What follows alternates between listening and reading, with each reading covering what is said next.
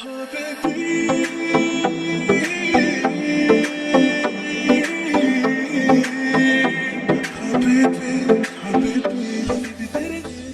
rytas, Merhaba Turkija. Tikiuosi visi laikotės puikiai. Šiandien atsikėlėme ir nustebome, koks nuostabus oras, nes iš tiesų ir į mūsų kiemą atėjo žiema. Kelias dienas iš eilės lyjo ir gana gausiai. Tai žiema pasiekė ir Turkiją jau.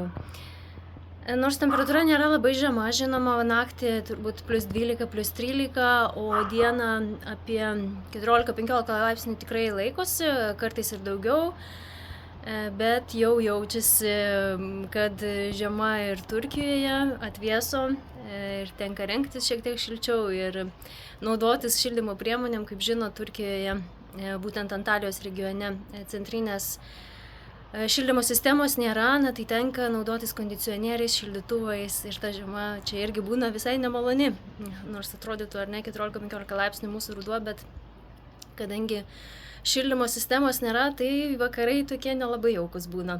Aišku, čia didžioji dalis namų turi įsirengę krosneles ir šildosi, naudojasi būtent tomis krosnelėmis, bet va, jau už mano nugaros kalnuose, tikiuosi matyti, yra ir sniego. Tai snieguotos gražios viršūnės. Tai mes šiandien nusprendėme tą puikią progą, kad oras nuostabus, nuvažiuoti į miestą, kuris yra visiškai šalia Gazipašos, 70 km, Anamūrą, aplankyti ten esančius istorinius paminklus, vietas.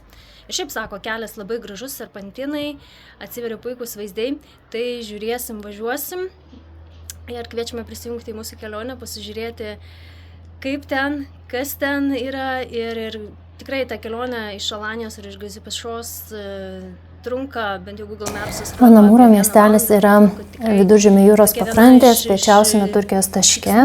Čia nėra didžiulių 5 žvaigždučių, viskas įskaičiuota viešbučių su barais ir diskotekomis, tačiau yra visos sąlygos ramiam saikingam poilsiui vien su gamta. Be to miestas yra beveik tokių pat atstumų nuo Gazipašos oro uosto kaip ir Alanija, tačiau tik neseniai jis buvo atrastas kaip turistų lankomas objektas. Ir iš tiesų serpantinai atvėrė puikius vaizdus, kelias buvo labai vaizdingas, Viduržemio jūra ir kalnai atsiskleidė visai kitomis spalvomis, bet aišku, kieno vestibulinis aparatas silpnesnis, serpantinus tikrai gerai pajaus. Ir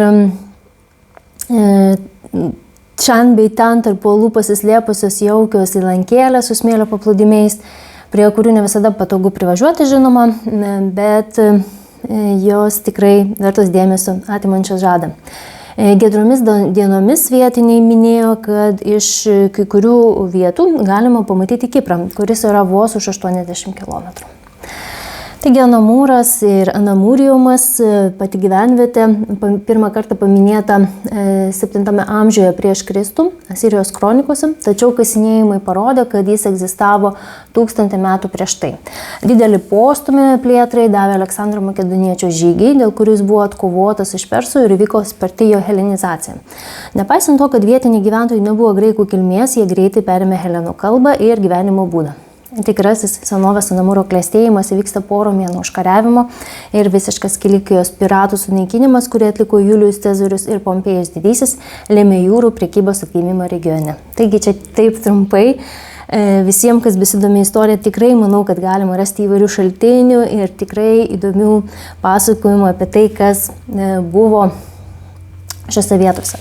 Na, o ankstyvaisiais viduramžiais Anamūras išliko Bizantijos valdomas, tačiau buvo nekartą patyręs niokojančių arabų antskrydžius, dėl kurių jis laikinai sumažėjo. Ir žinoma, iki mūsų laikų liko tik griuvėsiai, bet jie tikrai palyginti su Turkijos objektais turistiniais labai neblogai išsilaikė ir tikrai galima pasižiūrėti tikrai gražių vaizdų. 7 amžiuje dėl nepaliaujamo arabų antskrydžių senasis Anamūras buvo apleistas, o miestas perkelas į naujos tvirtovės apsaugą. Deja, bet mes į pačią tvirtovę Anamūro taip ir nenuvykome, mes tik ją pravažiavome, pasižiūrėjome išorę. Žinoma, Anamūrijomo miestelis Tikrai vertas dėmesio ir jisai daug įspūdingesnis nei pati tvirtovė, kuri yra atstatyta.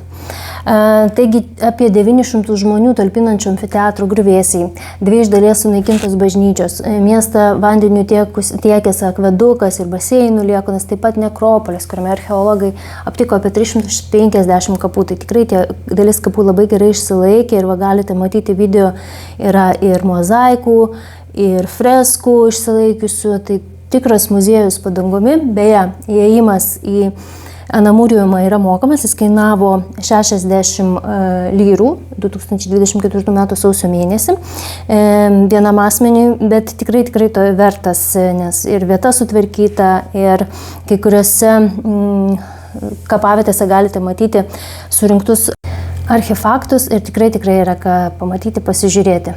Apskritai, kaip ir minėjau, tikrai palyginti su šiuolaikinės Turkijos teritorijoje išlikusiomis liekanomis Anamūriumas tikrai labai gerai išsilaikęs, tą teigia ir archeologai, ir turistai, kurie čia lankosi. Taigi ta kelionė mums tikrai neprailgo, puikiai kompanija, ir jeigu turite pusdienį, tai tikrai rekomenduoju nuvažiuoti, pasižiūrėti, pasivaikščioti, atviras muziejus po dangumi. Nuostabą kelia, kaip žmonės čia gyveno, kaip visą tai jie pastatė ir kokie vaizdai prieš juos atsiverdavo, ta pati infrastruktūra, tikrai užbūrė. Na ir pasivaikščiojimas Anamūro griuvėsiais tikrai netruko, laikas prabėgo tiesiog nepastebimai ir nusprendėme paskubėti, nuvažiuoti į Anamūro centrą, kol dar nesutemo, ir pasižiūrėti pačios Anamūro tvirtovės, bet ji mums išoriškai įspūdžio nepaliko, ji yra atstatyta ir pagal rekomendacijas žmonių besilankiusių ten nusprendėme tiesiog pasižiūrėti, kaip jie atrodo, į vidų ir nebeėjome ir nepasigailėjome, nes Anamūriumo miestelis, žinoma, daug įspūdingesnis. Tai tikrai tokia dienos kelionė iš Alanijos rekomenduotina, ryte atsisėdus iš nuomos automobilį arba pasiėmus taksi galima puikiai praleisti dieną, tikrai bus ką veikti visą dieną, sustoti pakelėje esančiuose kavinukėse, pasigrožėti serpantinais, vaizdais atsiveriančiais, ir neskubant aplankyti Anamūriumą ir patį Anamūrą.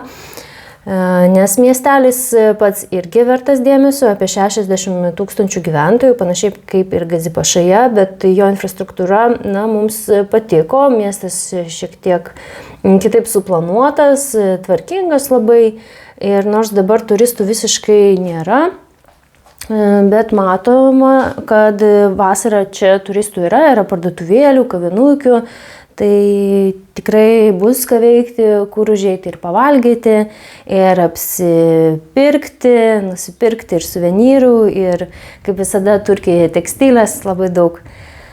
Taip, ir surengti pikniką prie jūros tikrai yra ir vietos, ir vaizdų. Įlanka pati labai graži, gaila telefonas neperduoda to vaizdo, bet tikrai labai gražu.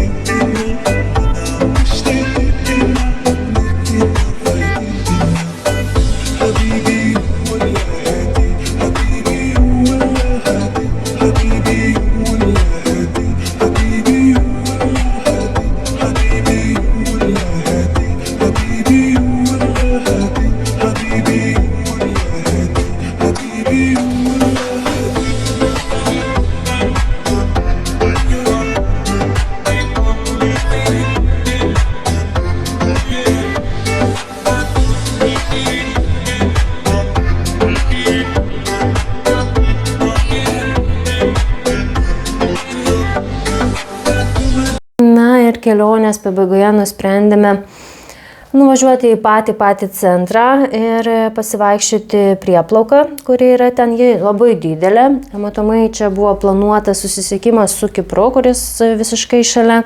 Na ir tikrai yra vietos pasivaikščiojimui, saulėlydžio pasitikimui ir mums labai patiko toks kelionės galutinis taškas ir dar kol nesutemo, kad serpantinai mums irgi neprailgtų, šovėme atgal namo. Tikiuosi jums įspūdžiai ir kelionė mūsų patiko, prisijunkite prie mūsų kanalo, sekite naujienas iš Turkijos. Ir parašykite, galbūt jūs irgi lankėte šitame miestelėje, kokie įspūdžiai jūsų buvo, bus labai įdomu išgirsti. Iki kitų pasimatymų.